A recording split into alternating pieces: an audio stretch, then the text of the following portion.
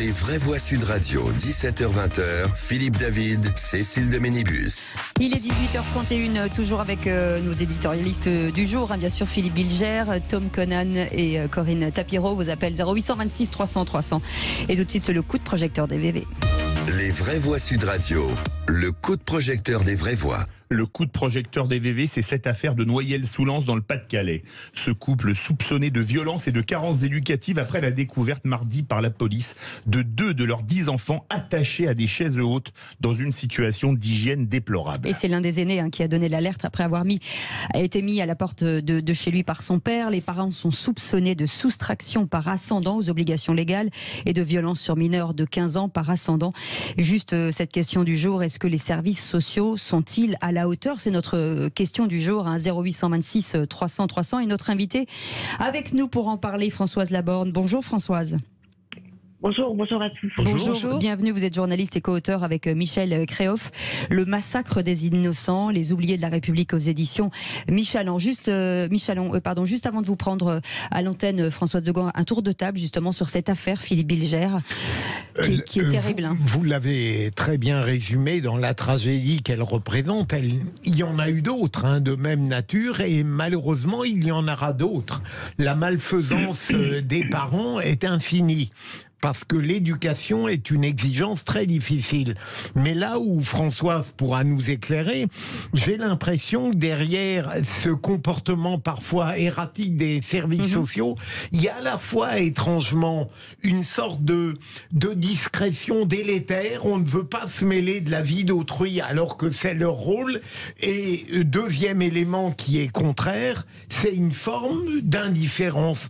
Est-ce qu'il y en a trop qui justifierait l'intervention des services sociaux, ou bien est-ce que naturellement ils considèrent qu'ils ne peuvent pas tout faire et en définitive parfois il manque l'essentiel? Corinne Tapiro. Écoutez, cette histoire est effrayante d'abord parce que je pense à la souffrance de ces enfants, au silence auquel ils ont été contraints puisqu'ils ne pouvaient parler à personne. Et je trouve ça terrible de vivre quand on est un enfant dans un monde où on n'a aucun adulte qui nous tend la main. Et moi ça me glace d'effroi.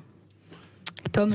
Oui, non, mais j'ai rien à ajouter de plus. Effectivement, c'est une histoire assez terrifiante. Je sais que Françoise Laborde, effectivement, est très engagée sur ces sujets-là. Je pense qu'après, effectivement, notamment, en effet, c'est justement en parlant dans la dimension média, culturelle, etc., qu'on peut aussi informer la population que ce genre de situation qui paraît totalement ubuesque, hors du temps, peut encore exister, effectivement, dans notre pays. Au 0826 300 300, bien entendu, vous pouvez nous appeler. Françoise Laborde, on n'arrête pas d'entendre depuis des années, il faut briser le silence. On n'en a pas assez de ce mot. Absolument. Ce qui est d'autant plus révoltant, c'est que le silence, il est brisé en l'occurrence. En l'occurrence, cette famille a été suivie depuis 2013 par les services sociaux. En l'occurrence, les professeurs, les instituteurs ont fait des signalements. En l'occurrence, tout le monde était au courant. Là, et à chaque fois, on dit brisons la loi du silence.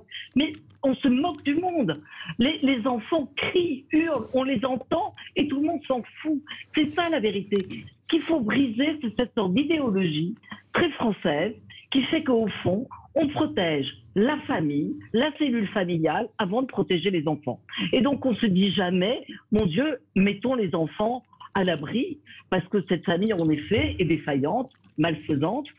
Il faut ajouter que la maltraitance, c'est pas simplement donner des coups, frapper, etc. La maltraitance, c'est la carence affective, la carence alimentaire, évidemment. On voit qu'il y a peut-être 2 enfants qui présentent déjà des troubles du comportement, des troubles de l'adaptation, mais quand on a 2 ans, qu'on n'a pas appris à communiquer avec les autres, évidemment, on est isolé dans son monde. On peut être atteint d'hospitalisme. Vous vous rappelez cette maladie qu'on avait découvert dans certains orphelinats après la chute du mur de Berlin. Donc, on voit que là, il y a une cécité des services. Et moi, ce qui me rend dingue, c'est que les services sociaux sont tellement habitués à voir cette misère qu'ils ne réagissent pas. Mais dans le livre que j'ai écrit... Françoise, pardon, on vous coupe parce que la question du jour, c'est les services sociaux sont-ils à hauteur? On nous dit non à 95% et ils sont plutôt assez défendus quand même. Paysan 47 qui dit ils vont invoquer le manque de personnel et le manque de moyens. Mais est-ce que c'est effectivement pas ça? le souci. Mais ça n'est pas vrai. L'État français dépense, il y a 300 000 enfants qui sont pris en charge par l'ASE à peu près. L'État français dépense pour ses enfants 40 000 euros par enfant et par an. Oui. Donc, on ne peut pas dire qu'on manque d'argent, c'est pas vrai. C'est très mal organisé, il y a une perte d'argent considérable. La décentralisation a été une catastrophe parce que d'un département à l'autre, là, en l'occurrence, ça se passe dans le Nord-Pas-de-Calais, où en effet, doit être débordé par le nombre d'enfants à accueillir. Je ne parle même pas des mineurs non accompagnés et toutes ces catégories d'enfants qu'il faut prendre en charge. Donc, plus de place dans les foyers, plus de familles d'accueil pour accueillir ces enfants quand il y a urgence. Et les départements, c'est la dernière roue du carrosse, parce que les enfants ne votent pas, les enfants ne manifestent pas, donc on va faire des dîners pour les petits vieux avant les élections. Regardez ce qui s'est passé quand il y a eu les scandales sur les maisons de retraite, on s'est rendu compte que les personnes âgées étaient maltraitées. Ça a fait un scandale, tout le monde en a parlé. Absolument. Quand on dénonce ces scandales dans les foyers d'enfants, rien, nada. On en parle toujours comme si c'était un fait divers isolé. Il y a autant d'enfants tués que de femmes tuées. Mais on n'en parle pas. Environ 2 enfants par semaine. Je voudrais faire réagir Corinne Tapiero, et vous allez réagir avec les vraies voix. Charlotte Cobel, c'est la secrétaire d'État auprès de la Première ministre chargée de l'enfance. Aujourd'hui, elle va dans le Nord-Pas-de-Calais. Elle regrette que les défaillances viennent du fait que les signalements et les informations n'aient pas été compilés et qu'il n'y ait pas eu d'échange entre les acteurs impliqués. Comment ça se passe quand vous êtes élu local et comment c'est possible, vous occupez de l'école? Comment est-ce que ça se passe qu'on ne compile pas tout? Je trouve ça surréaliste. Non, mais je pense que c'est un aveu d'échec terrible qui est sans doute dû à cette fameuse décentralisation dont Françoise Laborde parlait. Mais ce qu'il y a de plus difficile au départ, c'est le premier signalement. C'est-à-dire que même un enseignant, lorsqu'il va faire un signalement d'un enfant qu'il estime en difficulté, en déshérence, il y a un temps de réflexion très long. Il y a une prise de décision, même si l'enseignant a décidé de le faire, le temps que sa demande aboutisse, il s'écoule un temps beaucoup trop long. Est-ce qu'on n'a pas peur de mettre trop souvent les parents en cause et en difficulté, de dire est-ce que c'est vraiment un signalement? Il y a peut-être aussi qu'on le crame. On avait aussi ce cas de cette petite fille qui avait été tuée par sa mère, qui avait prétendu qu'elle avait été enlevée. L'enseignante a dit, quand elle l'a vue arriver, elle a dit qu'elle avait l'impression de voir un fantôme, un petit cadavre, mais elle n'est pas allée au-delà.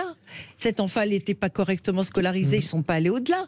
Parce qu'ils ont aussi peur des parents, certains enseignants. Ce que je peux comprendre. Après, il n'y a pas que les enseignants, il y a les voisins qui peuvent intervenir et il y a la famille proche. On va en parler dans quelques instants.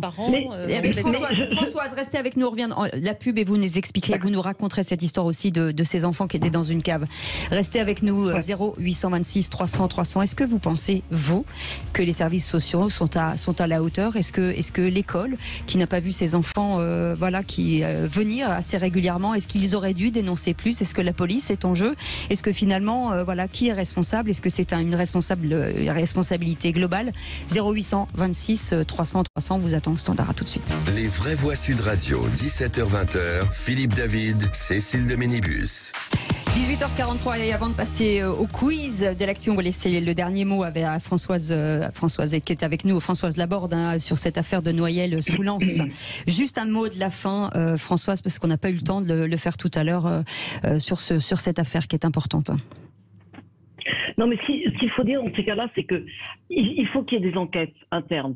Quand il y a un mort à l'hôpital, quand il y a une bavure dans la police, on fait une enquête pour voir ce qui s'est pas bien passé. Là, manifestement, il y a une défaillance des services sociaux. C'est pas normal qu'il y ait eu 10 accouchements, 10 bébés qui soient nés, des signalements de 2013 et aucune réaction. Donc, il faut qu'il y ait une enquête.